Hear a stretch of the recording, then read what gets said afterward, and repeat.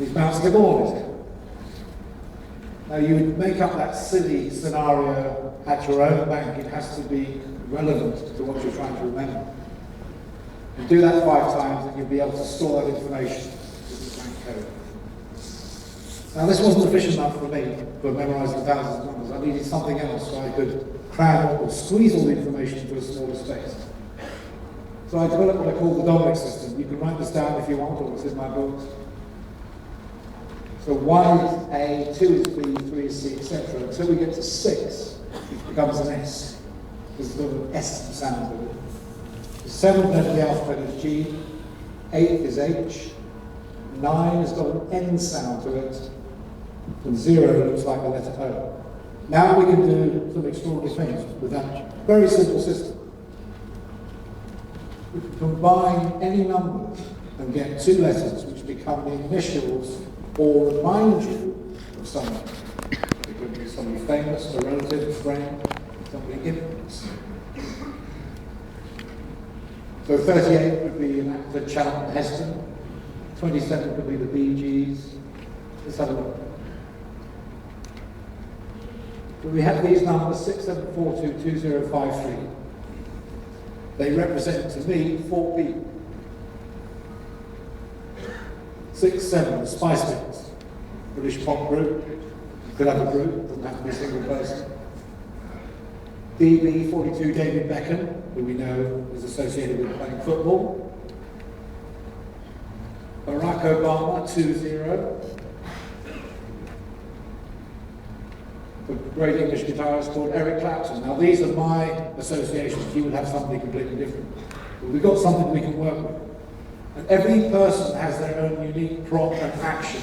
So the Spice Girls playing the guitar, David Beckham playing football, Barack Obama maybe waving the US flag, whatever he does. So if you wanted to remember an 8-digit number, you would imagine 4 people walking into the room and they're positioned at different places. But to make it even more efficient, I combined them together.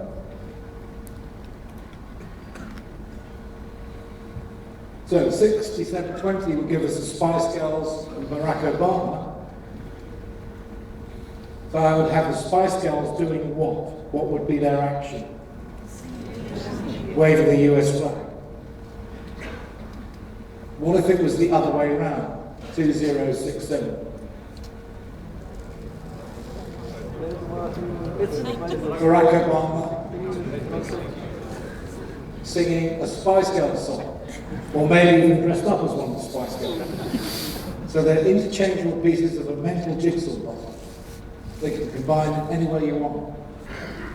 42 gives us David Beckham and Eric Clapton, the guitarist. So I'd imagine David Beckham playing the guitar. So if the first 4 numbers were 4253, I would imagine Eric Clapton David Beckham walking into this auditorium with a guitar, playing a tune. The next 4 numbers can take place over here. Other way around, Eric Clapton this time does what? He's playing football. Obviously playing football.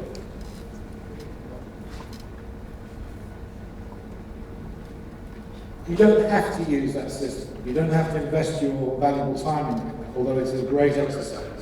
I try to get through maybe 200 or 300 numbers in 5 minutes every day to keep my codes going.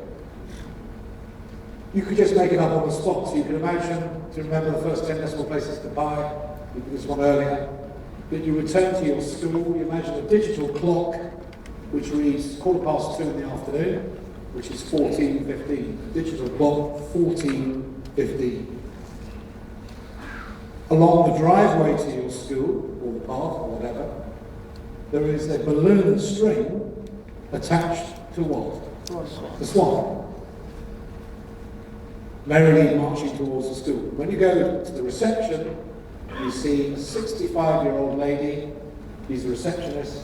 She's so happy, she's just married her toy boy, who's 35. 65-year-old marrying a 35-year-old. Take that away, you can tell me what the number was. 1 digit at a time. 1, 4, 1, 5, 9, 2, 65, 5, 3, 5. Backwards. 5, 3, 5, 6, 2, 9, 9. Brilliant. That was very quick as well. We did it in a matter of seconds. So you can see how it's possible that some of these champions are able to memorize thousands of numbers. As I said, Sharma has a world record, 70,030. That's a lot of stories, a lot of images, a lot of coding, but it's possible to do. And there's the answer. How are we doing for time?